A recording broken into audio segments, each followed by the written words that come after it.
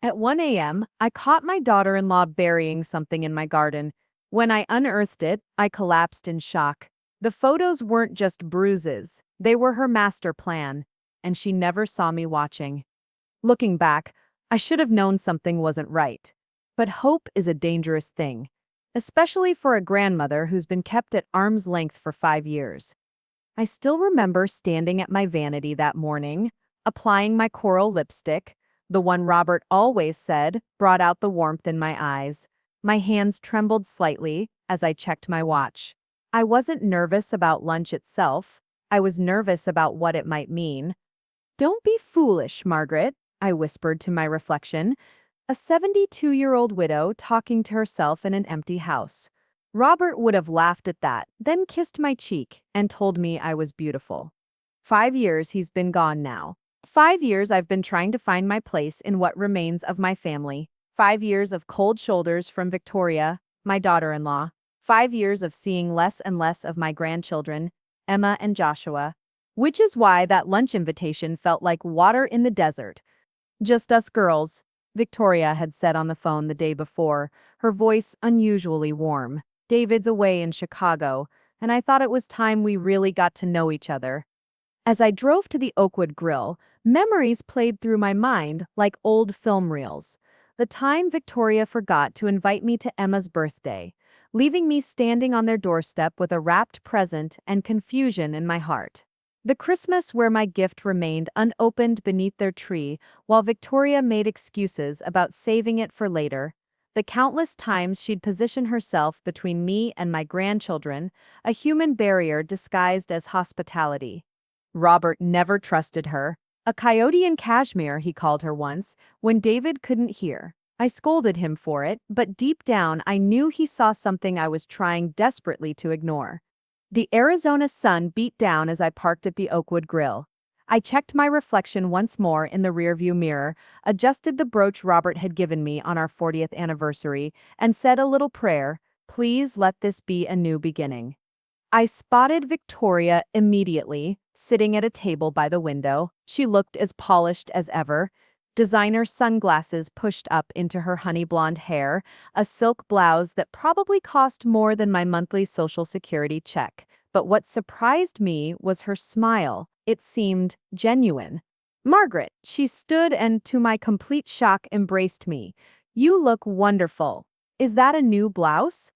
It wasn't, but I nodded anyway, too stunned to correct her. "I took the liberty of ordering us some white wine," she said as I sat down. "I know it's your favorite." It wasn't. Robert and I always preferred red. But again, I just smiled and thanked her. The Victoria sitting across from me was a version I'd never met before, attentive, charming, asking about my community theater group, complimenting my brooch, laughing at my mild jokes. She insisted on ordering for both of us. "Let me treat Mom right for once," she said with a wink to the waiter. Mom. She'd never called me that before. "This is lovely, Victoria," I said carefully. "But may I ask what brought it on? This lunch, I mean." She reached across the table and placed her perfectly manicured hand over mine. "I've been doing a lot of thinking. About family. About what matters. Life is too short for tension, don't you think? And the children should know their grandmother better." My heart swelled. The children, my beautiful grandchildren who were growing up so fast, becoming strangers to me, was Victoria really offering me a way back into their lives? "Besides," she continued, "David speaks so highly of you. It's time I made more of an effort."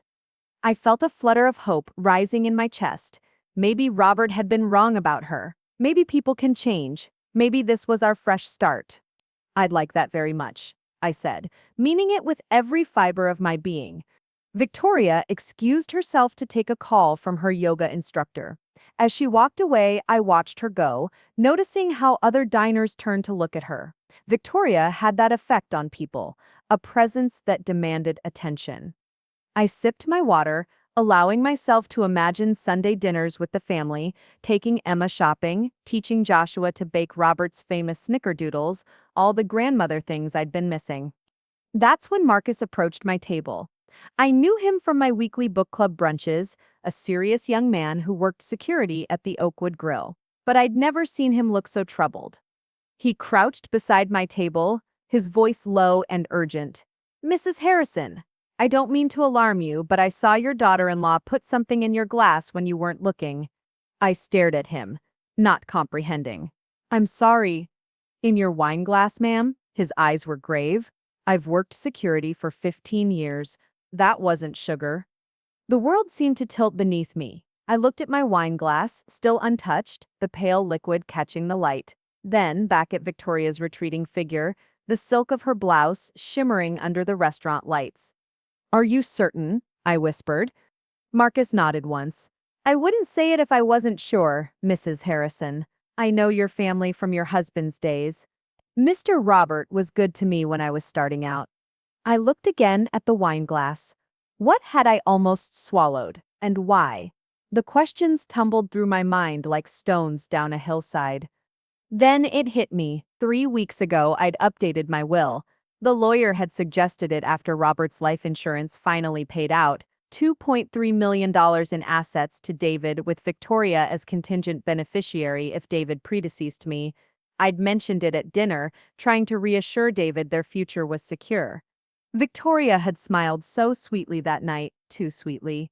But there was something else. Something Victoria couldn't possibly know about unless she'd been in my lawyer's office. The guardianship papers for Emma and Joshua, drafted after I noticed bruises on Emma's arms and the children's fearful silence around their mother. Papers ready to file Monday morning.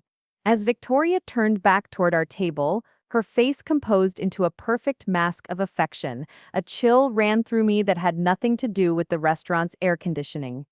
What does a grandmother do when she realizes she's having lunch with a predator? What would you do if you discovered the woman smiling at you had just tried to poison you in broad daylight? I was about to find out. Have you ever had a moment when your entire world shifts, when everything you thought was true reveals itself to be a carefully constructed lie? As I sat there in the Oakwood Grill, watching Victoria walk back to our table, I experienced such a moment. The pleasant lunch, the warm smiles, the talk of family, all of it a performance designed to lower my guard. "Switch the glasses," Marcus whispered urgently. "I'll keep the evidence safe." With hands steadier than I felt, I nodded. Marcus discreetly removed my wine glass, replacing it with a water glass from the bar. The drugged wine disappeared into an evidence bag in his pocket. Years of playing everyone from Lady Macbeth to Blanche Dubois in our community theater suddenly proved useful in real life. I straightened my shoulders, arranged my face into a pleasant mask, and prepared for the most important performance of my life. Victoria slid back into her seat, her smile practiced and perfect. "Sorry about that," she said. "Just scheduling issues with my instructor." "No problem at all," I replied, amazed at how calm my voice sounded when my heart was racing like a trapped animal's. "Everything okay?" "Perfectly fine." Her eyes flicked to where my wine glass had been, now replaced with water. A flash of confusion crossed her face. I lifted the water glass, taking a small sip. "I decided to switch to water," I explained. "The wine was giving me a slight headache." Was that disappointment I saw flicker across her perfect features? It vanished so quickly I might have imagined it, but I hadn't. I knew then, with terrible certainty, that Marcus was right. "Oh, I hope you're feeling all right," Victoria said, her concern as manufactured as her designer purse. "Just a little light-headed," I replied, thinking quickly. "Nothing serious." As we continued our lunch, my mind raced through recent events, assembling puzzle pieces I should have noticed sooner. 3 weeks ago, I'd updated my will, leaving my $2.3 million estate, Robert's life insurance, and our paid-off properties to David, with Victoria as contingent beneficiary if anything happened to him. I'd mentioned it casually over dinner, thinking I was providing security and peace of mind. Victoria had smiled so sweetly that night, too sweetly. But there was something far more precious at stake than money. The guardianship papers for Emma and Joshua sat in my lawyer's office ready to file Monday morning. After months of careful observation, the unexplained bruises on Emma's arms, the way Joshua flinched when Victoria raised her voice, the children's unnatural silence around their mother, I'd finally gathered the courage to act. Had Victoria somehow discovered my plans? And if she would poison her own mother-in-law in broad daylight, what else might she be capable of? You seem distracted, Margaret, Victoria noted, her head tilted in practiced concern. Are you sure you're feeling well? Actually, I said, placing my napkin beside my half-eaten salad, I think I should head home. Would you mind terribly? Victoria checked her watch, a flash of annoyance crossing her face before she masked it with concern. Of course not. But I thought we might walk through the park after lunch. It's such a beautiful day. The park. Isolated paths. A drugged elderly woman who might accidentally fall. Perhaps another time? I said. I'm really not feeling myself. As Victoria paid the bill, I caught Marcus's eye across the restaurant. He gave me a slight nod, indicating he had secured the evidence, small comfort, as I prepared to enter a closed car with a woman who had just tried to poison me. In the parking lot, I made a show of being slightly unsteady on my feet. If Victoria believed her plan was working, albeit slower than expected, she might reveal more of her intentions. Careful now, she said, gripping my arm with surprising strength. We wouldn't want you to fall. The emphasis on the word fall sent ice through my veins. As Victoria drove me home, or so I thought, I leaned my head against the window, feigning drowsiness while watching her through barely open eyes. She made a call through the car's Bluetooth. Phase 1 complete, she said cryptically, heading to location B now. Just make sure it looks accidental, replied a male voice I didn't recognize. The papers are ready for an emergency competency hearing. My blood turned to ice water. This wasn't just about money, it was about control. Victoria wasn't driving toward my house in Scottsdale. We were heading somewhere else entirely. With my eyes still pretending to be closed, I slipped my hand into my purse, feeling for my phone. One text could save my life if I could send it without Victoria noticing. You might wonder why I didn't confront her then and there. But when you're dealing with a predator, you must think like prey, watchful, cautious, and above all, strategic. A confrontation would only alert Victoria that her plan had failed, forcing her to create a new one. Better to let her believe she was succeeding while I gathered evidence and allies. My fingers found my phone. Without looking, I tried to type a message to the one person who might help, Officer James Patterson, Robert's old poker buddy who had given me his personal number after my husband's funeral. Anything you need, day or night, he'd promised. Now I prayed he meant it. As Victoria drove deeper into unfamiliar territory, I realized with growing dread that whatever she had planned was already in motion, and I was running out of time. The car turned onto an unfamiliar road lined with medical offices. My thumb hovered over my phone screen, hidden in my purse. I needed to alert someone, but what could I say that would convey my danger without alerting Victoria? Where are we going? I asked, careful to keep my voice slightly slurred, as if the drug was taking effect. Just a quick stop I need to make, Victoria answered smoothly. You can rest in the car. You look tired, Mom. Mom, that false endearment again, now sounding sinister rather than sweet. I managed to type a simple text without looking. Help. Victoria drugged me, not at home, tracking on. I pressed send to Patterson's number, then activated the phone tracking app David had insisted I install just in case. Just in case. How often we use that phrase without imagining what the case might actually be. Victoria pulled up to a small medical office with a sign, Desert Palms Elder Care Assessment Center. My heart sank as recognition dawned. This was where my friend Eloise had been declared incompetent last year, after her son claimed she couldn't manage her finances. Eloise had seemed perfectly fine to me, until suddenly she wasn't. Through the windshield, I saw a man in a white coat waiting by the entrance. As he approached, I recognized him. Dr. Whitaker, the same doctor who had evaluated Eloise. A memory surfaced, visiting Eloise at Peaceful Pines Nursing Home 6 months ago. I was fine, Maggie, she had whispered, her once vibrant eyes now dull with resignation. They gave me something that made me confused during the evaluation, my own son. The parallels were too stark to ignore. This wasn't improvisation on Victoria's part. This was a carefully orchestrated plan. Victoria stepped out of the car to speak with Dr. Whitaker. I seized the opportunity to search the glove compartment and found several prescription bottles, none with Victoria's name. One was labeled lorazepam, another rohypnol. Beneath the bottles was a folder. I quickly opened it and gasped. Inside were the guardianship papers for Emma and Joshua, stolen from my lawyer's office, and something else. Photos of Emma's bruised arms with a sticky note, evidence against Victoria. So David knew. He knew his wife was hurting the children. My head swam with questions. Was my own son part of this plot, or was he another victim? I barely had time to return everything to the glove compartment before Victoria walked back to the car, her conversation with Whitaker completed. Dr. Whitaker is ready to see you for a quick checkup, Mom, she announced, opening my door. I don't need a checkup, I said, making my voice firmer than before. I want to go home. Victoria's friendly mask slipped for just an instant, revealing something cold beneath. It's just routine, Mom. David and I are concerned about your memory. You've seemed confused lately. I met her eyes directly. Have I?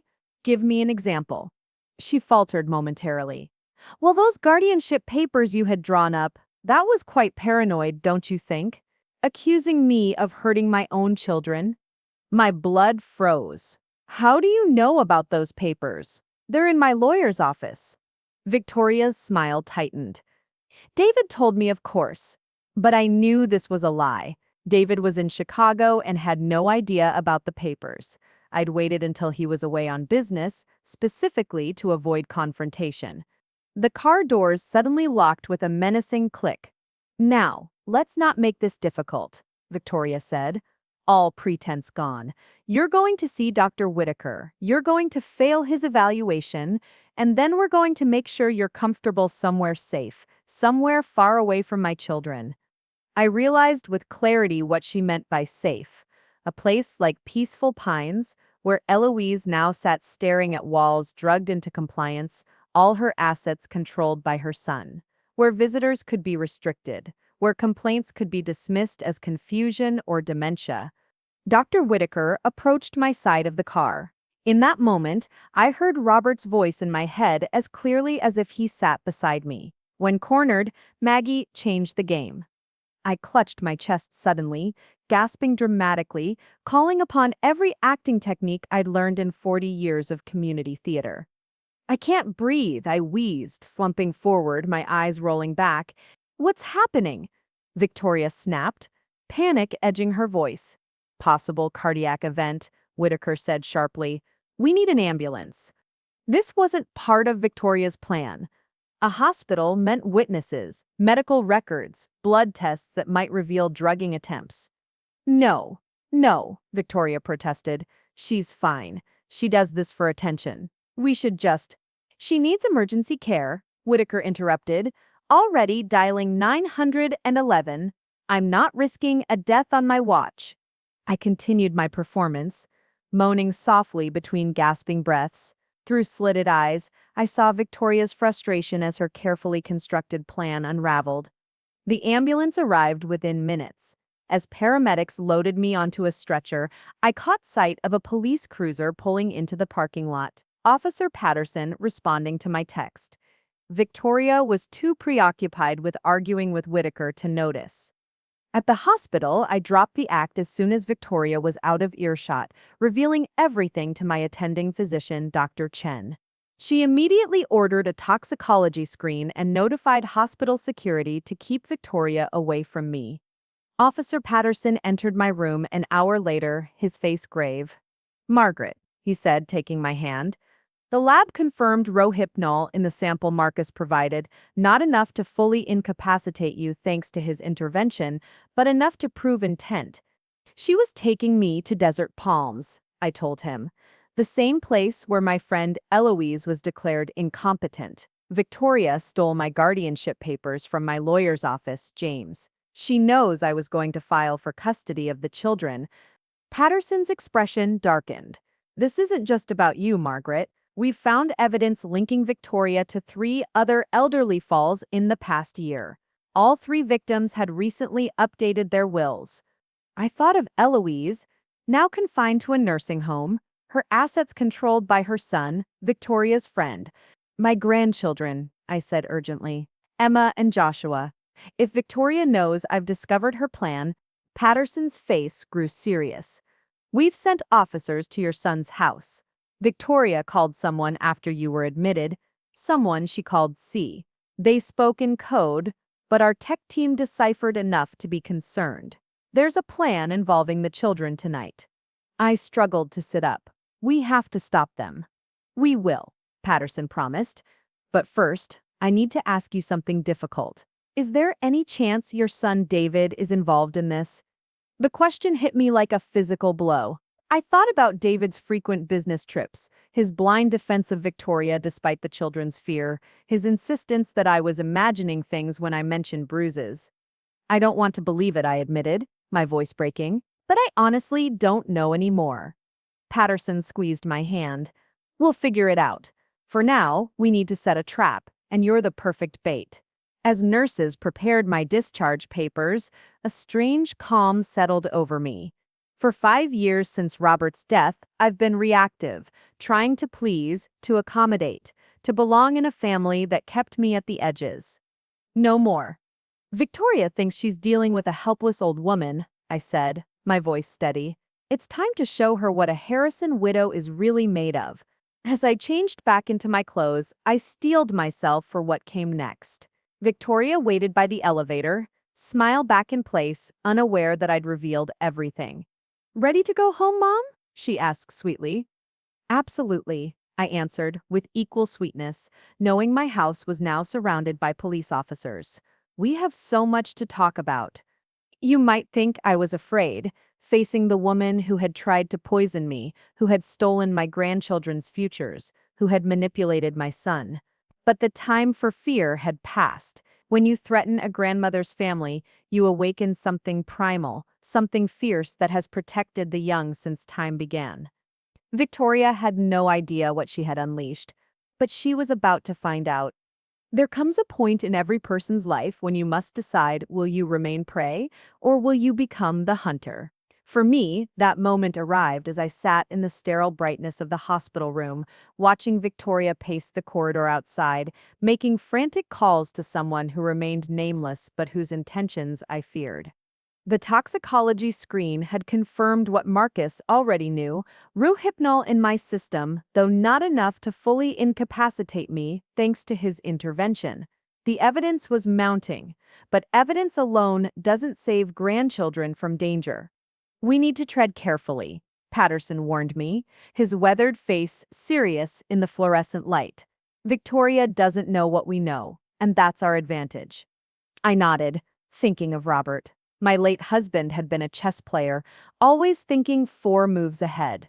The best defense is a good offense, Maggie, he'd say. Now I understood what he meant. Patterson's plan was simple but effective. I would go home with Victoria, seemingly still groggy, but compliant. Officers would already be stationed at my house, waiting. Once inside, Victoria would likely reveal more of her plan, perhaps even contact her mysterious accomplice, this C person. What about the children?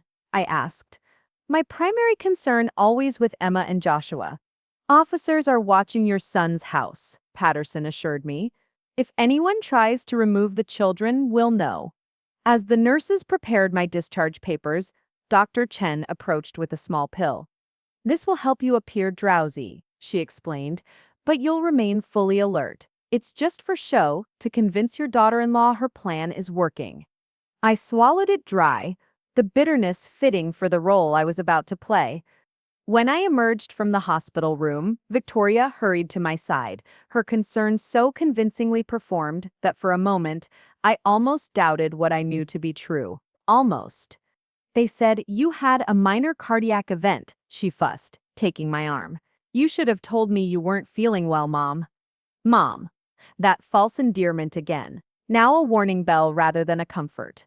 I just want to go home, I said, allowing a slight tremor in my voice. Of course, Victoria agreed, guiding me toward the parking lot. "I'll take care of everything." "I'm sure you would," I thought, allowing her to help me into the passenger seat. The drive to my house was tense with unspoken intentions.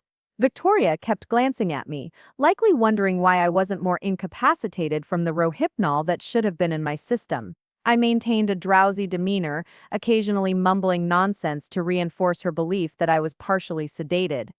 "We're almost home, Mom," she said soothingly as we turned onto my street. "Then you can rest." My house looked exactly as I'd left it that morning, with no visible sign of the police officers I knew were inside. Patterson had been thorough. Even Victoria's trained eye noticed nothing amiss as we pulled into the driveway. She helped me inside, guiding me to the living room sofa. "Let me get you some water," she said, disappearing into the kitchen. I took the moment to glance around, catching the subtle shift of curtains in the guest bedroom, Patterson's signal that everything was in place. My heart rate steadied. Whatever happened next, I wasn't alone. Victoria returned with a glass of water, setting it on the coffee table before me. "Drink this," she instructed. "You need to stay hydrated." I lifted the glass, pretending to sip but not letting the liquid touch my lips. God only knew what might be in it. "Victoria," I said, keeping my voice deliberately weak, "I think I should call David, tell him what happened." A flash of alarm crossed her face. "No need to worry him while he's working," she said quickly. "Besides, he's in meetings all day. We can tell him tomorrow." "But a heart event," I pressed. "It wasn't a real heart problem," Victoria cut in, her mask slipping slightly. "The doctor said it was just stress and anxiety. Too many wild imaginations." I set the water glass down untouched. Like imagining my granddaughter's bruises or my grandson's fear of his mother? Victoria stiffened, her smile freezing in place. "You're confused, Margaret. The children are fine, happy and healthy." "Are they?" I asked, dropping all pretense of drowsiness, "because the photos in your glove compartment tell a different story." The silence that followed was deafening. Victoria's perfectly composed face transformed, calculation replacing concern in her eyes. "You went through my personal belongings?" she asked, her voice dangerously soft. "Just as you went through my lawyer's office," I countered, sitting up straighter, stealing the guardianship papers I had prepared. Victoria's laugh was brittle. "And who would believe you? A confused old woman having delusions about her daughter-in-law? David certainly won't." "Is that why you've been turning my son against me all these years?" I asked, "telling him I'm becoming senile whenever I notice something suspicious about you." She shrugged, dropping all pretense now that she believed we were alone. "David sees what he wants to see. A perfect wife, a perfect mother. He's so desperate to believe in his perfect family that he ignores what's right in front of him." The truth of her assessment hit harder than I expected. David had always been this way, even as a boy, ignoring his father's occasional harshness, pretending everything was fine even when it wasn't. I'd thought he'd outgrown that tendency. Clearly, he hadn't. "What about Sup?" I asked, watching her face carefully. "Your accomplice." Victoria's surprise was visible, a momentary widening of the eyes before she controlled it. "You know about Calvin?" "I do now," I said, silently, thanking her for confirming the name.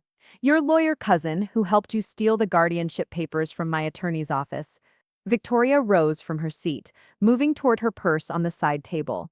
I noticed the slight bulge that hadn't been there before, something she'd retrieved from the car while helping me inside. "It doesn't matter what you know," she said coldly. "By morning, the children will be gone, and you'll be in Desert Palms nursing home, diagnosed with dementia."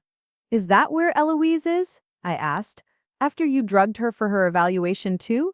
Victoria's smile was chilling. "Eloise should have minded her own business, just like you should have."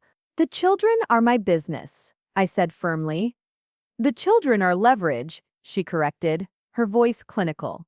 "David would sign over his entire inheritance to keep them, which is exactly what will happen once you're declared incompetent and I'm controlling your estate through him." I feigned confusion.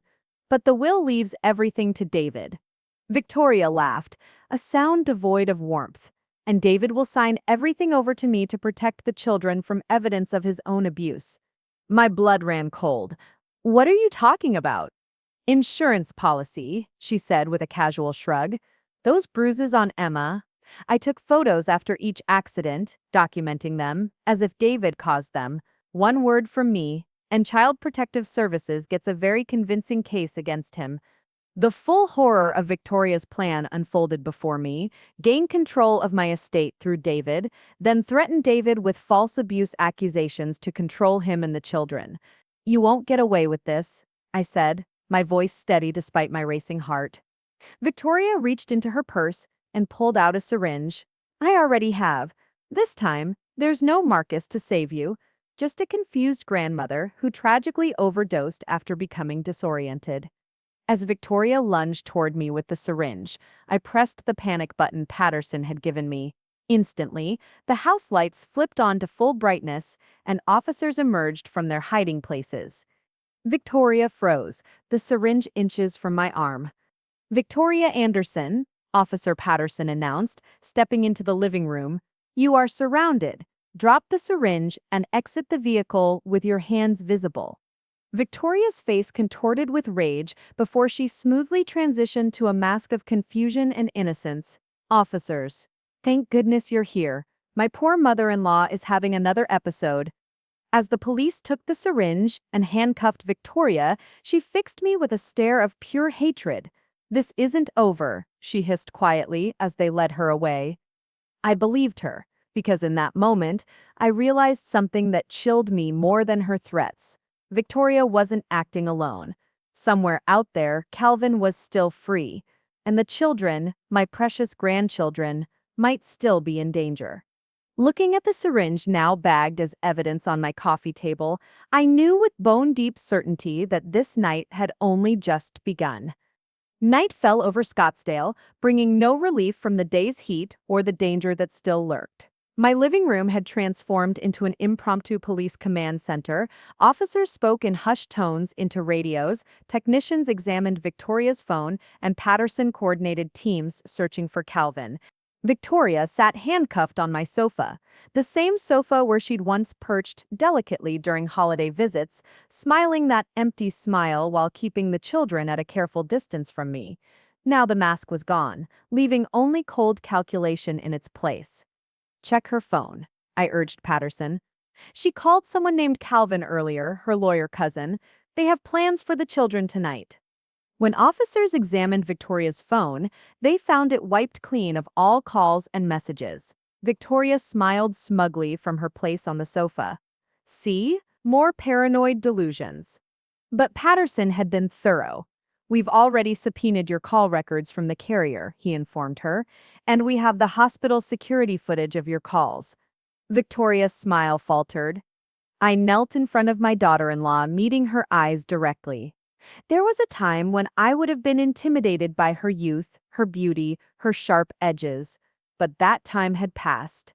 Now I saw only a predator who had threatened what I loved most.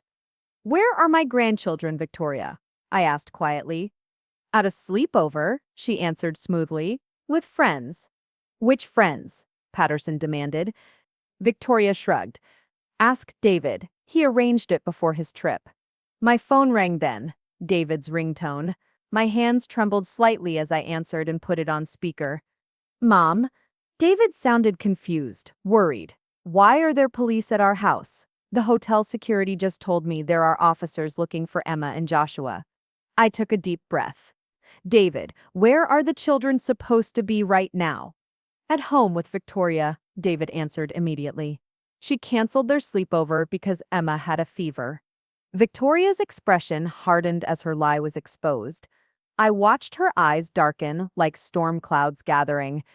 David, I said carefully, I need you to listen. Victoria has done something terrible. The children aren't at your house. We need to find them.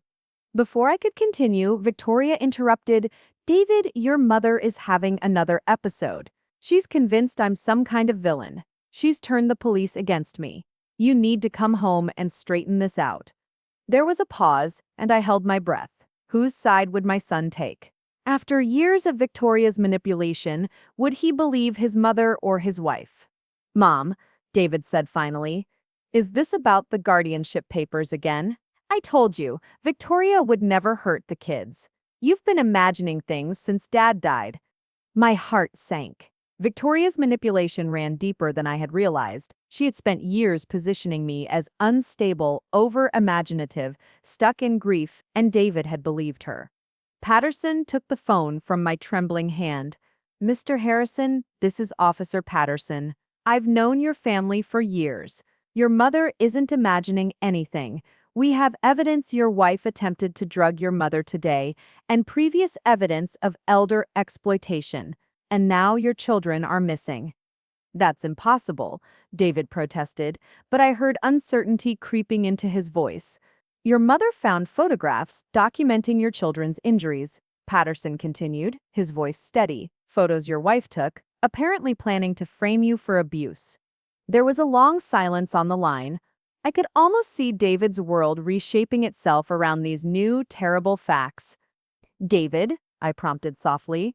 When David spoke again, his voice had changed, harder, focused, with an edge of fear. "The cabin. Check our cabin in Sedona. Victoria's brother has access. She sends the kids there sometimes when she says they're misbehaving." Victoria lunged against her handcuffs.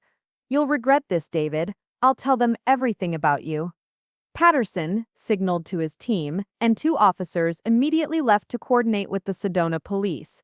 "Officers are on their way to the cabin now," Patterson assured us. While we waited for news, I showed David the evidence via video call: Marcus's body camera footage of the drugging attempt, the prescription bottles, the stolen guardianship papers, the photos of the children's injuries.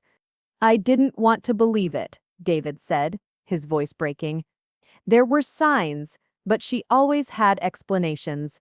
The bruises were from playground falls. The withdrawal was normal shyness." "It's called gaslighting," Patterson explained gently. "She's been doing it to both of you." I had to ask the question that had been haunting me. "Did you know what she was planning, David? Any of it?" "No," he said firmly. "I knew she was angry about your guardianship concerns. She said you were trying to take the kids away because you thought she was an unfit mother." I defended her. "Mom, God help me, I believed her over you." Victoria laughed coldly from the sofa. "You believed what you wanted to believe, David. Just like you believed I was really at yoga 3 afternoons a week." David's face paled on the video call. "What is she talking about, Mom?" Before I could answer, Patterson received a call. The room fell silent as he listened, his expression brightening as the conversation continued. "They found the children," he announced as he ended the call. "They're safe, scared and confused, but physically unharmed." I sagged with relief, tears springing to my eyes. Emma and Joshua were safe. Whatever else happened, my grandchildren were out of harm's way. "There was a man with them," Patterson continued, his expression grave again. "Calvin Anderson, Victoria's cousin. He claims he was just babysitting, but he had plane tickets for 3 to Mexico leaving tomorrow morning." Victoria's composure finally shattered. "You've ruined everything," she screamed, struggling against her handcuffs. "I had it all planned perfectly. By next week, I would have controlled everything. The money, the properties, the children. And you." She fixed me with a venomous glare. "You would have disappeared into a nursing home, declared incompetent, your accusations dismissed as dementia." Patterson nodded to an officer, who read Victoria her rights while I watched the woman who had nearly destroyed my family. "Why?" I asked simply when the tirade had ended. "Why go to these lengths?" Victoria's laugh was hollow, because it was all supposed to be mine. "David was supposed to inherit his uncle's shipping business until you and Robert convinced him to pursue his dreams instead. Do you know what it's like being married to a high school art teacher when I could have been living in a mansion?" The truth hit me like a physical blow. This wasn't just about the money or control. This was revenge against the entire Harrison family for a perceived slight years ago. Victoria had married my son not for love, but for what she thought he would become. When that future didn't materialize, she'd created this elaborate plan to take everything by force. "The children will be brought here," Patterson told me, his hand gentle on my shoulder. "Your son is catching the next flight home." As Victoria was led away, still hurling threats and accusations, I sank into Robert's old armchair, emotionally exhausted but resolute. The immediate danger had passed, but I knew the real work was just beginning. David's blind spots, the children's trauma, the legal battles ahead, and my own role as the family's protector. You might wonder how a 72-year-old widow finds the strength to face such darkness. The truth is simpler than you might think. When someone threatens those you love, age becomes irrelevant. The maternal instinct, whether for children or grandchildren, doesn't diminish with time. If anything, it grows stronger, tempered by wisdom and patience. Dawn was approaching, painting the desert sky with fingers of pink and gold. With it came the first day of my new life, one where this grandmother would never again be underestimated or pushed aside. Victoria had seen me as an obstacle to be removed. She never recognized that in threatening my family, she had awakened something ancient and powerful, the protective instinct that has safeguarded the young since time began. I watched the sunrise from Robert's chair, waiting for my grandchildren to arrive, thinking about second chances and the fierce love that gives us strength when we need it most. Victoria had asked why I'd go to such lengths to protect my family. She never understood that for a grandmother, there are no lengths too far, no battle too difficult when it comes to protecting those we love. The night had been long and dark, but morning had come, and with it, the certainty that this grandmother's story was far from over. The darkest hour comes just before dawn, an old saying that took on new meaning as I waited in my living room for Emma and Joshua to arrive. The clock on the mantel ticked past midnight, each second stretching like taffy while police officers moved efficiently around my house, documenting evidence and preparing statements. I sat in Robert's chair, drawing comfort from its familiar contours. How many evenings had my husband spent here, reading his mystery novels, occasionally looking up to share some insight or joke. In moments of crisis, I often find myself wondering what Robert would do, what wisdom he would offer. Tonight, I could almost hear him. Listen carefully, Maggie. Children speak truth in the spaces between words. The crunch of tires on the driveway pulled me from my thoughts. Patterson moved to the window, then nodded. They're here. My heart raced as two female officers escorted Emma and Joshua to the front door. The children looked exhausted, their small faces pinched with confusion and fear. Emma clutched her brother's hand, her knuckles white, her 9-year-old shoulders bearing the weight of responsibility no child should carry. Grandma? Emma's voice was small, uncertain as they entered the living room. I rushed to them, kneeling despite my aching knees. I'm here, sweetheart. You're safe now. Joshua, only 6, burst into tears at the sight of me, throwing himself into my arms with such force that I nearly toppled backward. Where's Mommy? He sobbed. Uncle Calvin said she was coming to the cabin, but she never did. I held him close, breathing in the sweet scent of his hair, feeling his small body tremble against mine. How do you tell a child that his mother had planned to abandon him? That she had documented his sister's injuries to frame their father? That she had tried to poison their grandmother? Your mom needs to talk to the police for a while, I said gently, choosing my words with care. And your daddy is flying home right now. You'll stay with me until he gets here. I led them to the kitchen, away from the officers and evidence markers in the living room, while I made hot chocolate and peanut butter sandwiches, comfort food for an uncomfortable night.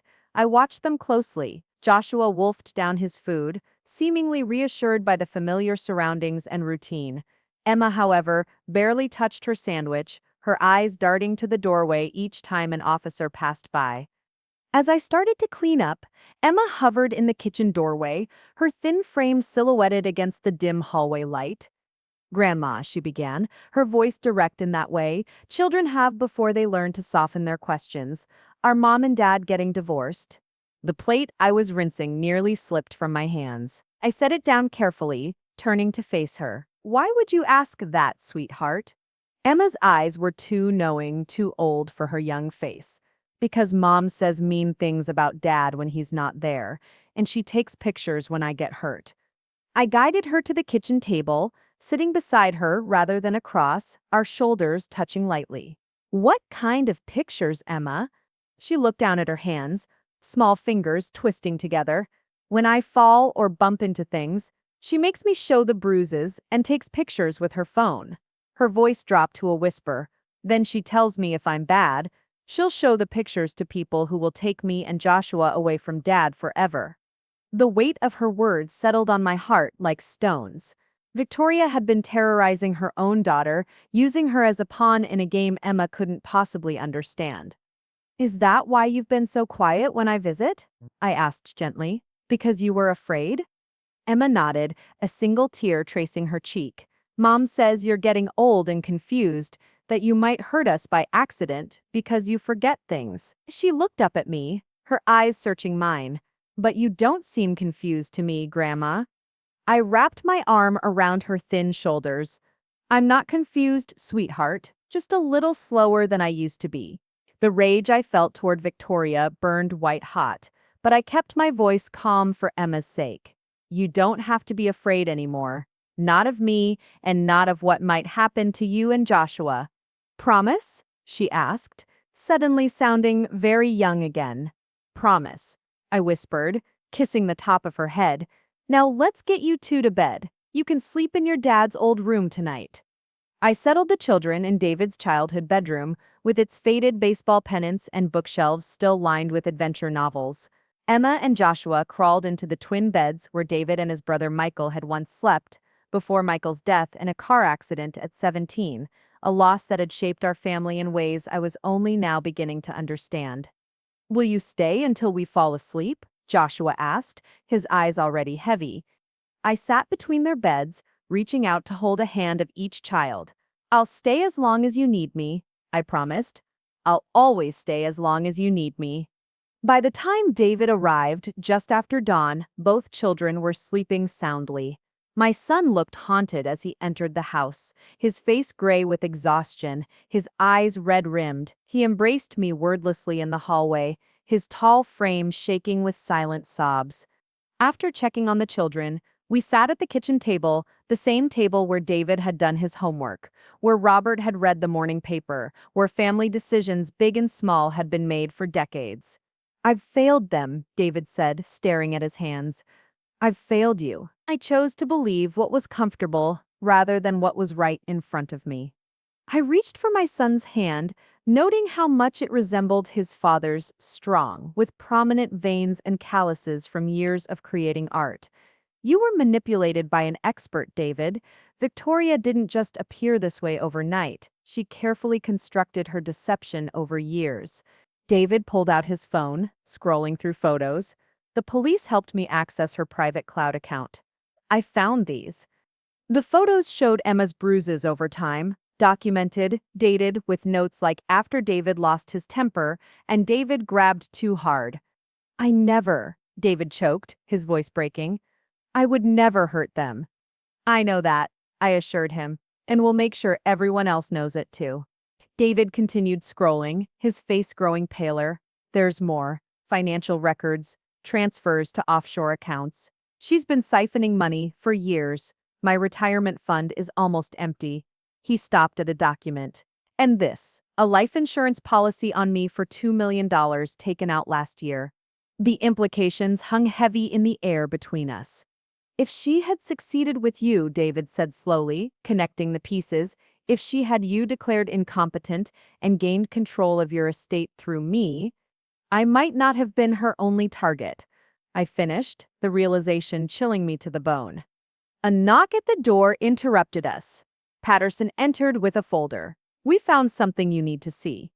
Inside were photographs of Victoria with another man, intimate photographs, dated throughout her marriage to David. "His name is Calvin Anderson," Patterson explained. "Her cousin by marriage, not blood. They've been involved for at least 3 years. And we found this in Calvin's possession." He placed a flash drive on the table. "It contains recordings of Victoria coaching Emma and Joshua on what to say to social workers, claiming David touched them inappropriately." David's face turned ashen. "She was going to accuse me of abusing my own children?" "After gaining control of Margaret's assets through you," Patterson confirmed. "With these false accusations, she could have taken the children, taken everything, and left you defenseless or worse." I thought of the life insurance policy, and the full horror of Victoria's plan crystallized: control my estate through David, frame David for child abuse, take the children and the money, then perhaps arrange an accident for my son to collect the insurance. What happens now? David asked, his voice hollow. Victoria and Calvin will face multiple charges, Patterson explained. Attempted poisoning, conspiracy, child endangerment, fraud, financial exploitation of an elder. But the case depends partly on testimony, including the children's. David looked toward the hallway where Emma and Joshua slept. They've been through enough. There might be another way, I said slowly. An idea forming. If Victoria thinks she still has leverage, she might incriminate herself further. Patterson caught on immediately. A controlled conversation, wearing a wire. I nodded. She still thinks she can manipulate David. If he visited her in custody, convinced her he's on her side. David straightened, something of his father's determination showing in his face. I'll do it for the kids. For you, Mom. As we developed the plan, I watched my son, seeing not just the boy I had raised, but the man Robert always believed he would become, a man ready to face hard truths and harder consequences.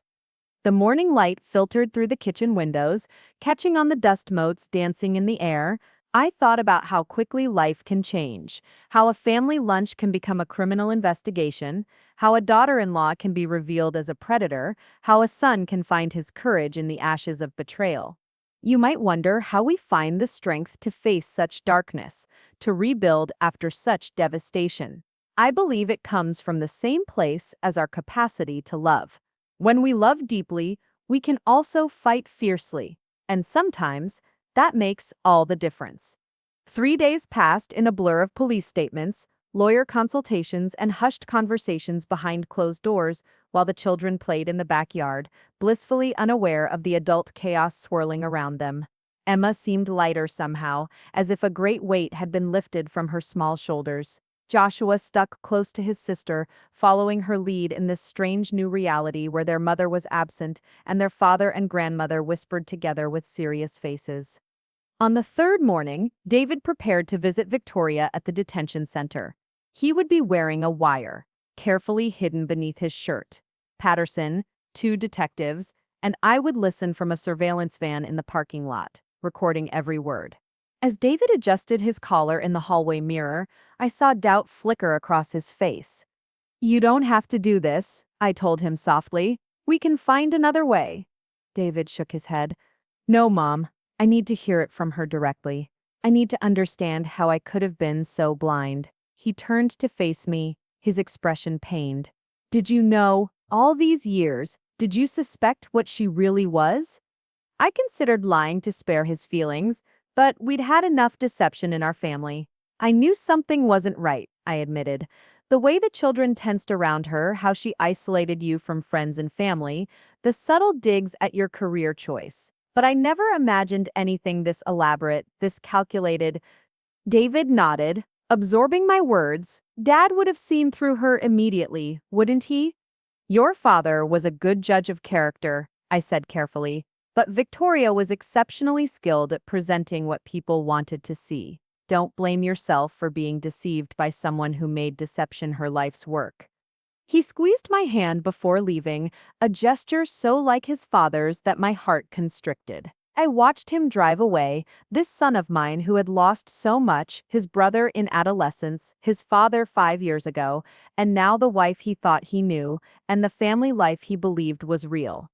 In the surveillance van, I sat beside Patterson, headphones covering my ears, waiting for David's arrival at the detention center. The audio crackled to life as he was led into the visiting room. Victoria looked smaller somehow on the monitor, her designer clothes exchanged for a beige jumpsuit, her makeup minimal, but her eyes remained the same, calculating, assessing, looking for angles and weaknesses. You came, she said, offering a tremulous smile. I knew you would.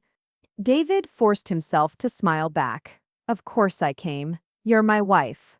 I watched Victoria lean forward, lowering her voice. This is all a misunderstanding, David. Your mother has always been jealous of our relationship. Now she's turning everyone against me. Even now, Knowing everything I knew, her performance was convincing. If I hadn't seen the evidence with my own eyes, I might have questioned myself. That was Victoria's greatest talent, making others doubt their own perceptions. David let doubt show on his face, just enough to give Victoria hope. The evidence looks bad, Victoria. Evidence can be explained, she said quickly. The photos of the children were to document accidents in case school officials asked questions. The financial transfers were investments for our future. Even the syringe was just a sedative because your mother was having an episode. The ease with which she constructed these lies was almost admirable in its skill, if not in its intent. I wondered how many times over the years she had offered similar explanations that David had accepted without question. And Calvin? David asked. They're saying you two were. Victoria's eyes flashed. Calvin is family, helping family, nothing more. The children miss you, David said, the half-truth bitter on his tongue. In reality, Emma and Joshua had been sleeping better since Victoria's arrest, gradually becoming more talkative, more like normal children. Victoria's expression softened strategically. I miss them too. So much. If we could just get Mom to drop the charges, David suggested, setting the bait. She's the main witness. Victoria studied him. Your mother won't listen to you. She never has. Remember how she and your father pushed you away from your uncle's business? They never wanted us to succeed, David. David feigned surprise. How did you know about that? I never told you my uncle offered me a job. Victoria realized her mistake too late. You must have mentioned it. I never did, David said, because it wasn't true. My uncle offered to loan me money for art school, which my parents encouraged. There was never a shipping business. That was just something you invented, wasn't it? Victoria's mask slipped, revealing anger. Does it matter? You could have been more done more if your parents hadn't filled your head with artistic nonsense. I flinched at the contempt in her voice. In the surveillance van, Patterson patted my shoulder sympathetically. Let's focus on the present. David redirected smoothly. The police found the life insurance policy. Victoria, $2 million if I die suddenly. Victoria forced a laugh. That's just responsible financial planning. All couples should have life insurance. On just one spouse? David pressed. Because I couldn't find a policy on you. Victoria's eyes narrowed. What exactly are you asking, David? I'm asking if you were planning to kill me after you got control of my mother's estate, he said bluntly. Was that the plan? Drug my mother, have her declared incompetent, use me to control her assets, then get rid of me too?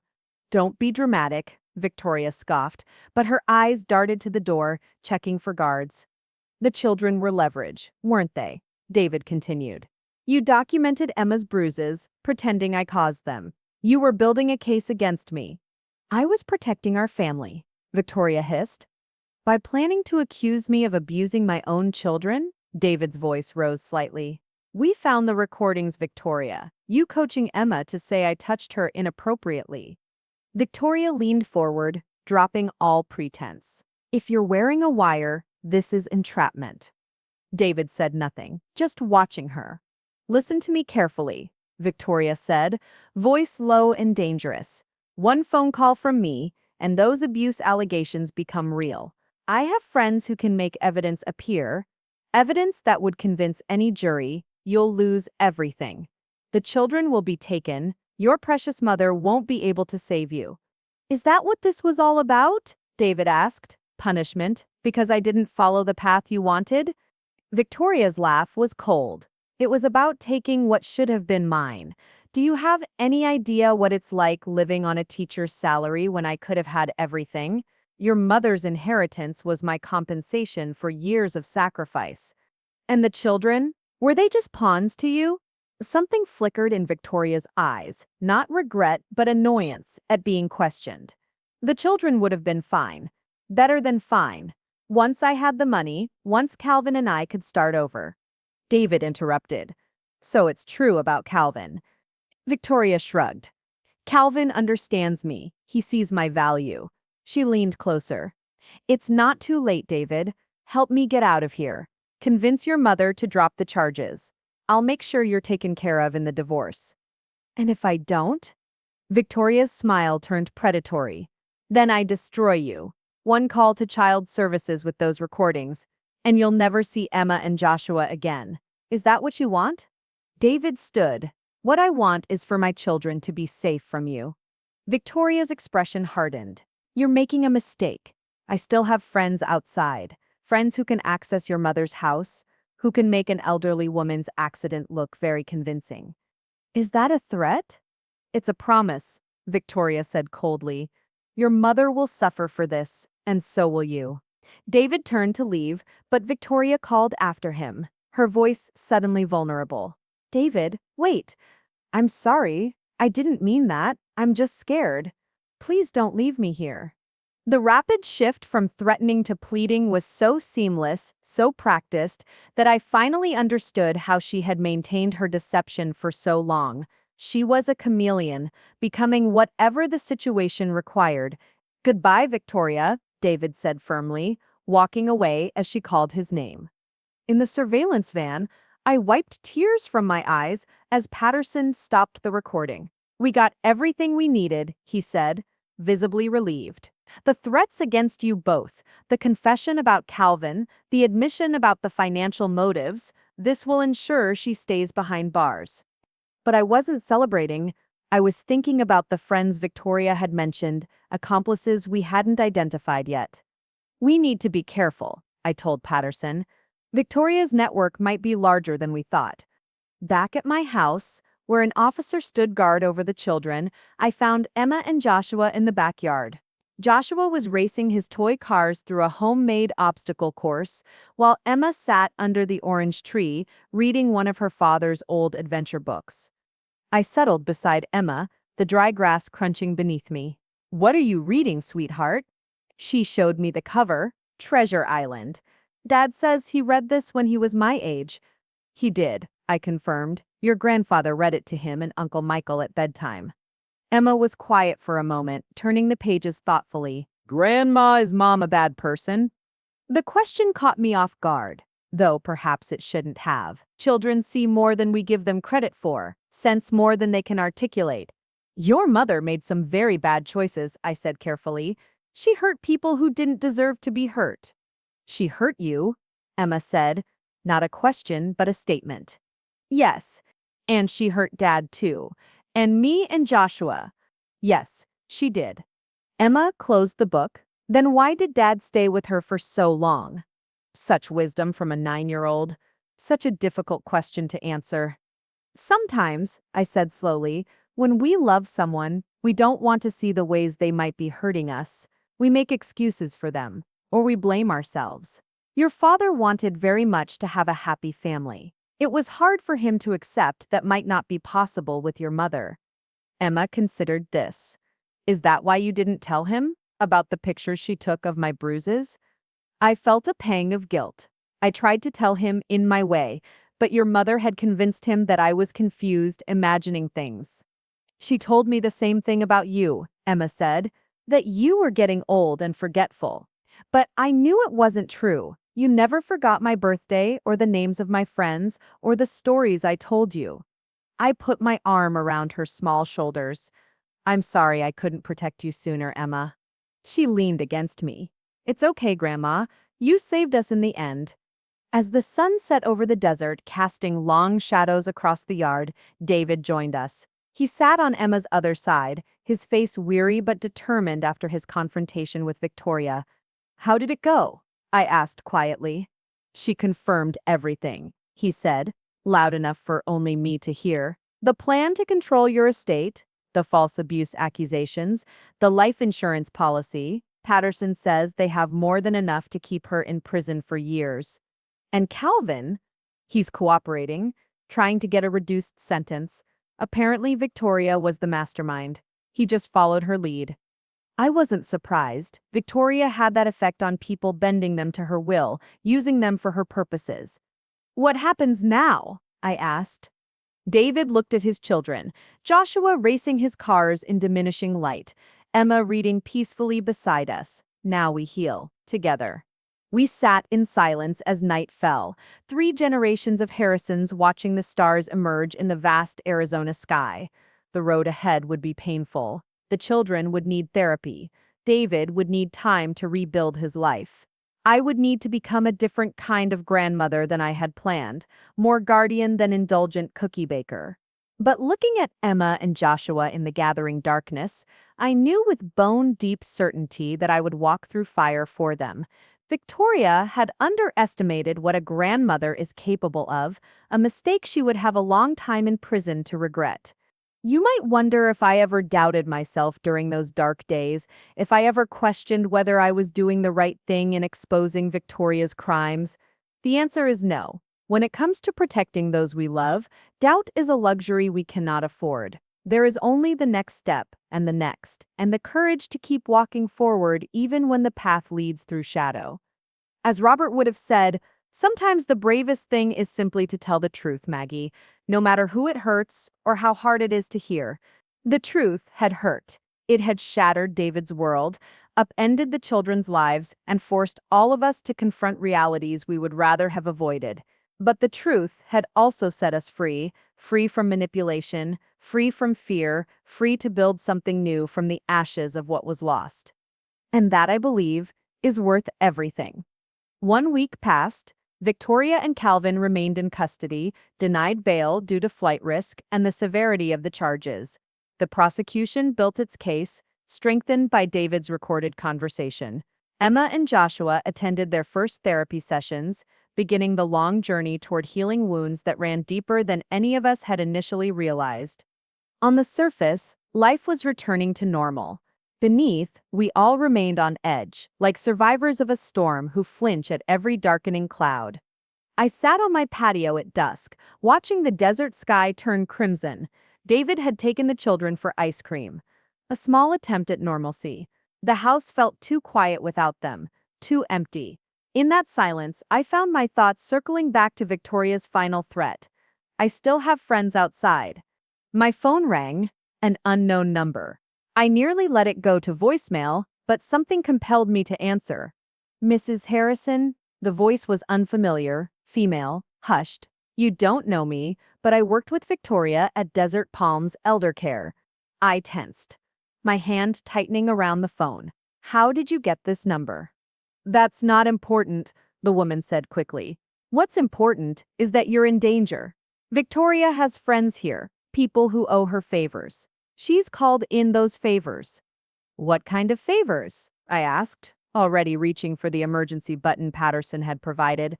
Check your medicine cabinet, the woman said. Specifically, your heart medication. The chill that ran through me had nothing to do with the evening air. Who is this? Someone who's seen Victoria's work before. Someone who doesn't want another death on their conscience. The line went dead. I sat motionless for a moment, the phone still pressed to my ear, my heart pounding. Then I rose and moved quickly to the bathroom, hands shaking as I opened the medicine cabinet. My heart medication looked untouched, but when I examined it closely, I noticed the seal had been broken and reattached, a detail I would have missed if not for the warning. I called Patterson immediately, and within an hour he arrived with a forensics team. The pills were analyzed on site with a portable testing kit. Digitalis, the technician confirmed grimly. The medication has been replaced with look-alike tablets containing a lethal dose, untraceable in an elderly woman with a heart condition. Someone had access to your house, Patterson said, his weathered face grave in the harsh bathroom light. Someone with keys. The housekeeper was quickly eliminated as a suspect, having been on vacation for the past 2 weeks. The only other person with keys was David. Don't even think it, I warned Patterson, seeing the direction of his thoughts. My son is not involved. I wasn't suggesting he was, Patterson assured me. But someone might have taken his keys temporarily, someone he trusts. I leaned against the bathroom counter, my mind racing through possibilities. Who among David's friends, colleagues, or neighbors might Victoria have cultivated as an ally who might have access to his keys? The sound of a car door slamming in the driveway interrupted my thoughts. David had returned with the children. I moved to the window, watching as Emma and Joshua raced toward the front door, their faces sticky with ice cream. David followed more slowly, stopping to chat with someone outside, his neighbor Heather Milburn. I watched through the kitchen window as Heather laughed at something David said, touching his arm sympathetically. They had grown closer since Victoria's arrest, with Heather offering to watch the children, bringing over home-cooked meals, providing a shoulder for David to lean on. A memory surfaced, Victoria and Heather at last year's neighborhood barbecue, heads together, whispering and laughing. I had thought nothing of it then. "The neighbor," I murmured to Patterson. "Check the neighbor." While David got the children ready for bed, unaware of the investigation unfolding in his mother's bathroom, Patterson ran a background check on Heather Milburn. What he discovered confirmed my suspicions. Heather Milburn wasn't who she claimed to be. Her real name was Helen Morrison, Victoria's college roommate. She had moved to the neighborhood 3 years ago, establishing herself as the friendly divorced nurse next door, positioning herself perfectly for Victoria's long game. "How did you know?" Patterson asked, impressed. "I didn't," I admitted. "But Victoria once told me she never had female friends, yet she seemed comfortable with Heather from the beginning. Too comfortable." We decided to set a trap. I would invite Heather or Helen over for coffee the next morning, claiming I needed advice about my heart medication.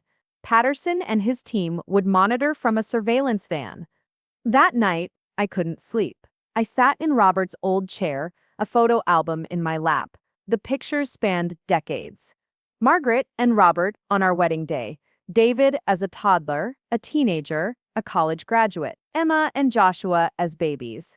A family history documented in smiles and sunshine, the shadows carefully cropped out of the frame. "I could use your advice right about now, Robert," I whispered to my husband's image. "You always saw through people better than I did."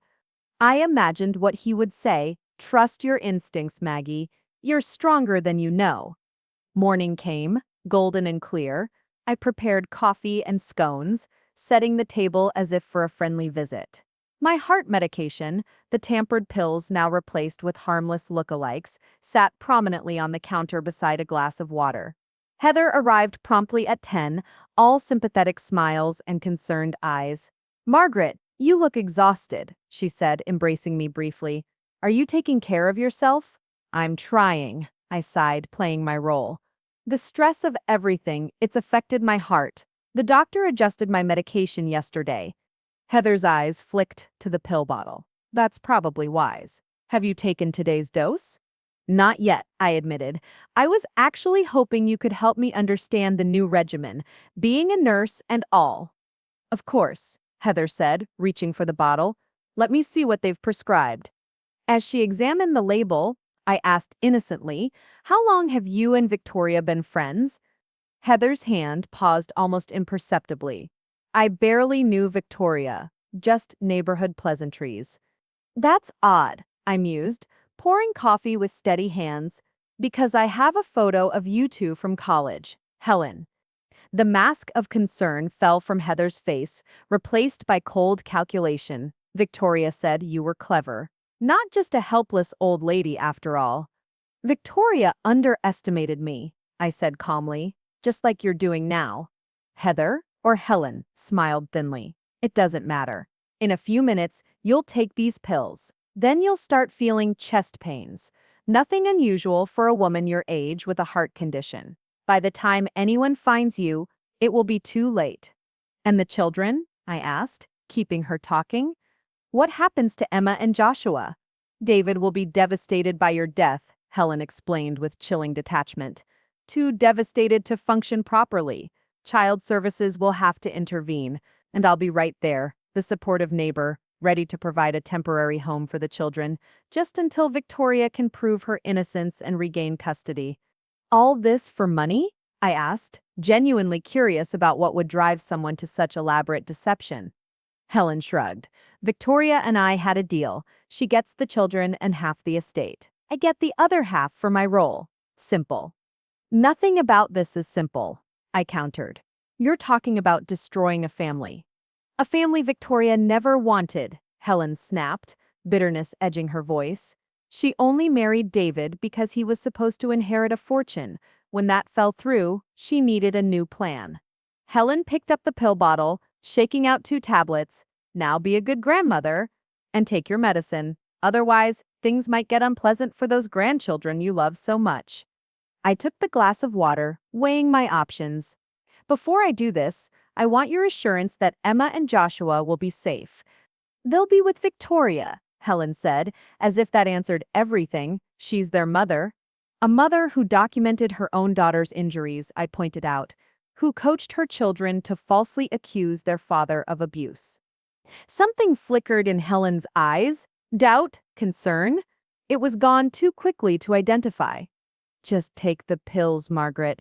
I lifted the glass, then deliberately dropped it, shattering it on the floor. Oops, clumsy me. Helen's patience evaporated. She grabbed my wrist, her fingers digging painfully into my skin. You think this is a game? Take the damn pills, or I'll force them down your throat. Now, I shouted.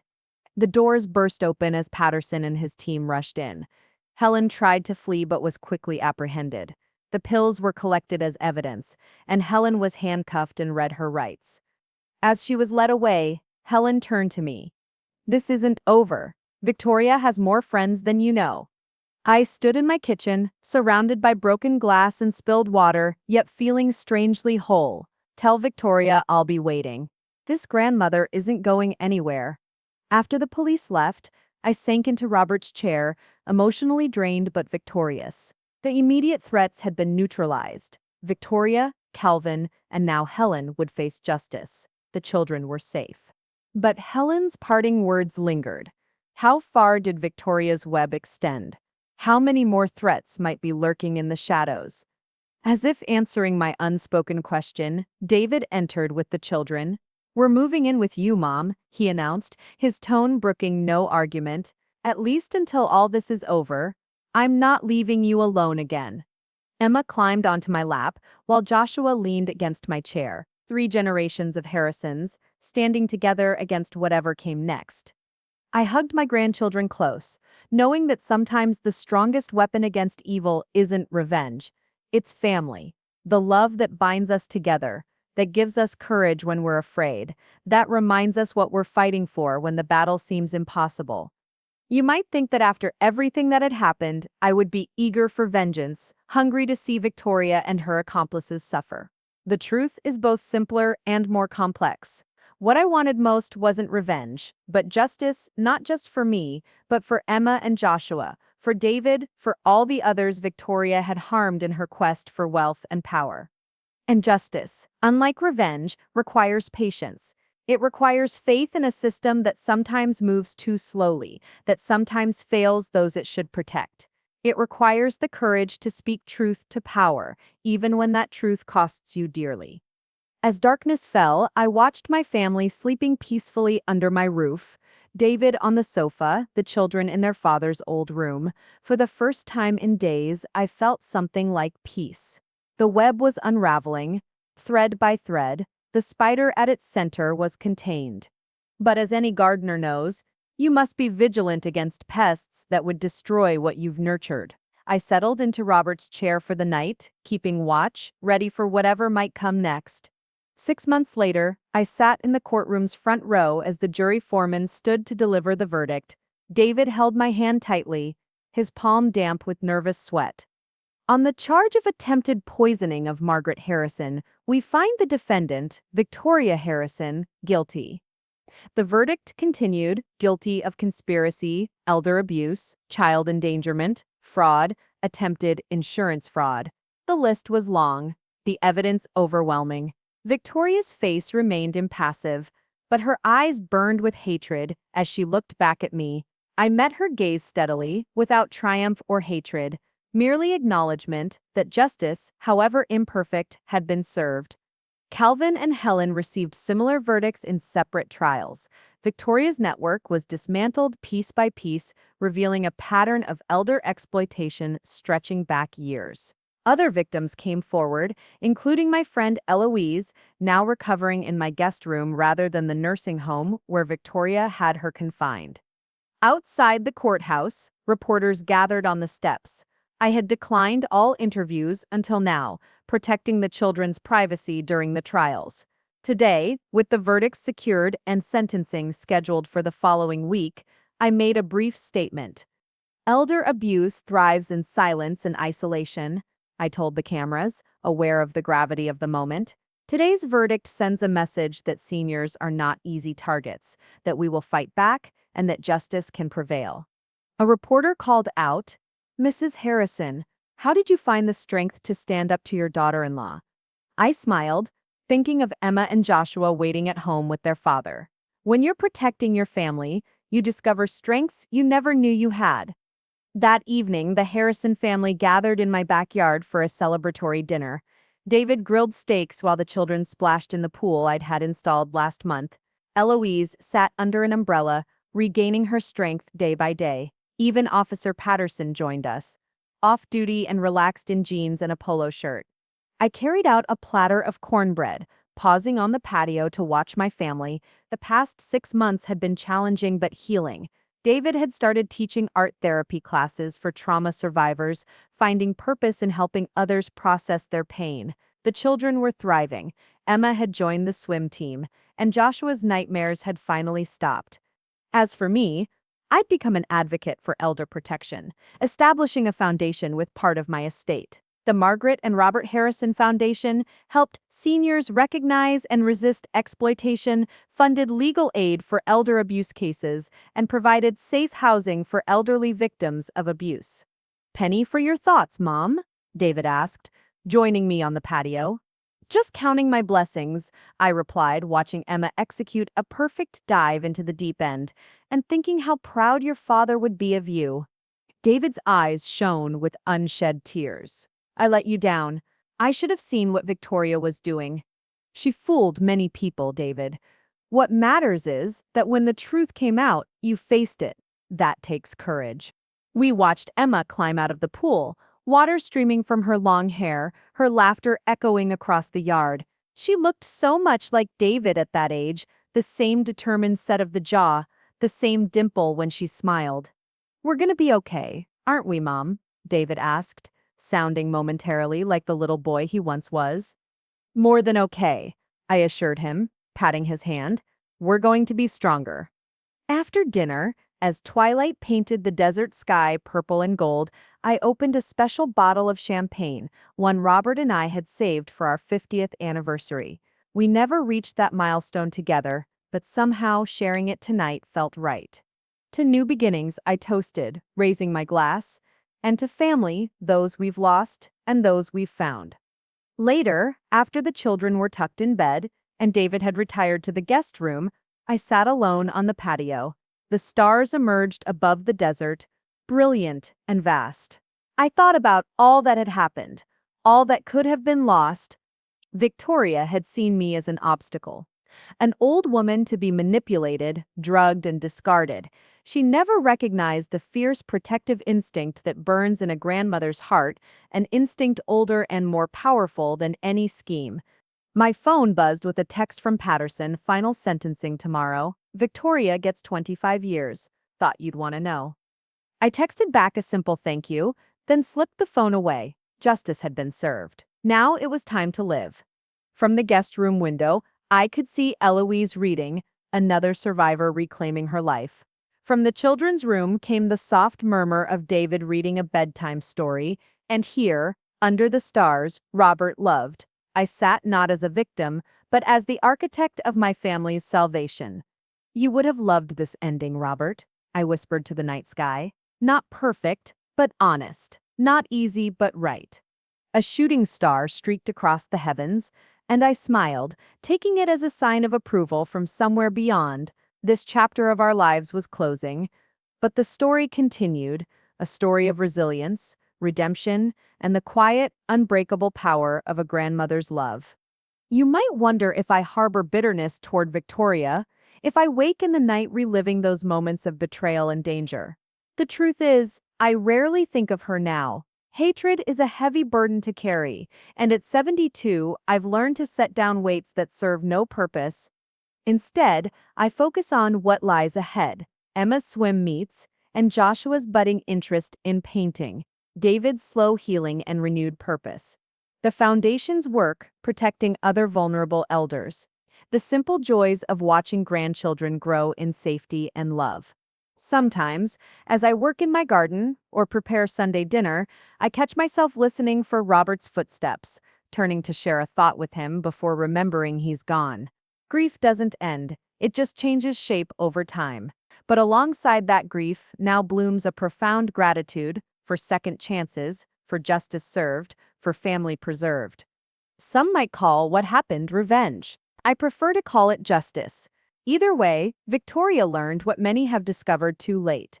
Never underestimate a grandmother who has nothing left to lose and everything to protect. Because sometimes, the most dangerous person in the room isn't the one with the poison, it's the one with the patience to survive it. 1 year has passed since Victoria was sentenced, 25 years in prison, a lifetime for some, merely a chapter for others. I don't visit her, neither do the children. David went once, 6 months after the sentencing, seeking answers that I suspect he never fully received. He returned quieter, more resolved, the last invisible thread connecting him to her finally severed. Time heals differently for each of us. For Emma, healing came through water, her body cutting through the blue expanse of the pool, each stroke putting distance between the girl she was and the young woman she is becoming. She qualified for regional championships last month. When she stood on the podium, bronze medal gleaming against her skin, her smile contained no shadows. For Joshua, healing came through art. Like his father, he found solace in creation. His bedroom walls are covered with bright paintings, no dark corners, no hidden threats, just sunshine and superheroes, and the unbridled imagination of a 7-year-old who no longer flinches at raised voices. For David, healing came slowly, in fits and starts. The guilt was hardest to overcome, guilt for not protecting his children sooner, for not believing me, for being blind to what was happening within his own home. You see what you expect to see, his therapist explained. Victoria made sure you expected to see a loving wife and mother. And for me, my healing came through purpose. The Margaret and Robert Harrison Foundation now assists dozens of elderly victims of exploitation each year. I speak at conferences, consult with law enforcement, testify before legislative committees. The silver hair that Victoria once saw as a sign of weakness has become my crown, my authority when I step up to a microphone. This morning, I stood in my garden tending to the desert roses Robert and I planted when we first moved to Scottsdale 30 years ago. These plants are survivors, thriving in harsh conditions, drawing beauty from adversity. Not unlike the Harrison family, I suppose. "Grandma, look," Joshua called, racing across the yard with a drawing in his hand. "I made this for your office." The picture showed 4 stick figures holding hands beneath a yellow sun: David, Emma, Joshua, and me. Around us stood a circle of smaller figures, indistinct but clearly protective. "Who are these people around us?" I asked, kneeling to his level. "Those are the people you help," he explained with the simple wisdom of children. "You keep them safe, like you kept us safe." Out of the mouths of babes comes such truth. I hung his drawing in my study next to the family photos and the foundation's mission statement: protecting the vulnerable, honoring the wise. This evening, we gathered for our weekly family dinner. David brought a woman named Claire. The 3rd time she's joined us. She teaches music at his school. No artificial glamour like Victoria, just authentic warmth and gentle hands that help Joshua with his napkin without being asked. When Emma knocked over her water glass, Claire laughed instead of scolding. Small moments revealing much. After dinner, as David and Claire washed dishes, I sat on the patio with my grandchildren. The desert sunset painted the sky in shades of orange and purple, the mountains silhouetted against the fading light. "Grandma," Emma said, leaning against my chair, "tell us a story about when Dad was little." I smiled, remembering David at her age, all gangly limbs and serious eyes. "Your father once built a fort in this very backyard," I began. "He used every blanket in the house and declared it was a sovereign nation where bedtime laws didn't apply." The children giggled, glancing toward the kitchen where their father stood at the sink, his shoulder occasionally brushing against Claire's. "Did he get in trouble?" Joshua asked. "No," I said, remembering Robert's reaction. Your grandfather said any boy with that much determination deserved to sleep under the stars at least once. So they camped out together, mapping constellations until your father couldn't keep his eyes open any longer. I wish I had known Grandpa, Emma said quietly. He would have adored you both, I assured them. And he would be so proud of how brave you've been. The word brave hung in the twilight air. Such a simple word for what these children had endured. The manipulation, the fear, the loss of innocence. Yet here they sat, scarred but healing, capable of laughter and trust and hope. You might wonder if I regret any of it. The confrontation with Victoria, the painful revelations, the public trial that exposed our family's most private wounds. There are moments, I confess, when I wish we could have been spared the pain, but then I look at my grandchildren, at the light returning to their eyes, and I know I would do it all again in a heartbeat.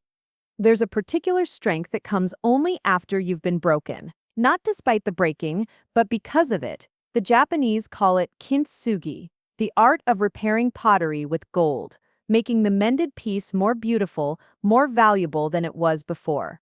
Our family has been mended with gold. The cracks remain visible. How could they not? But they now catch the light in ways that illuminate rather than diminish. Last week, I received a letter from a woman named Margaret. Yes, another Margaret, who had heard me speak at a conference in Phoenix.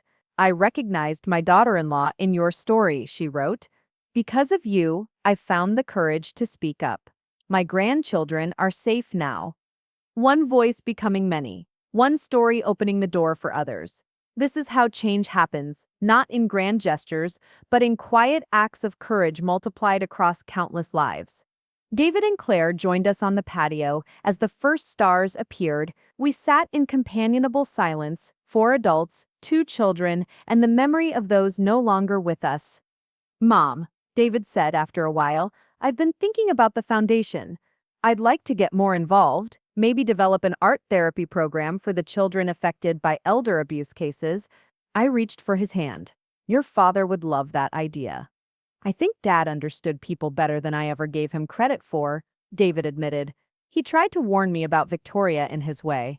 Your father wasn't perfect, I said, remembering Robert's own struggles and blind spots, but he loved fiercely and completely. That's his legacy in you. As night settled over the desert, I looked at the faces around me, my family, both blood and chosen.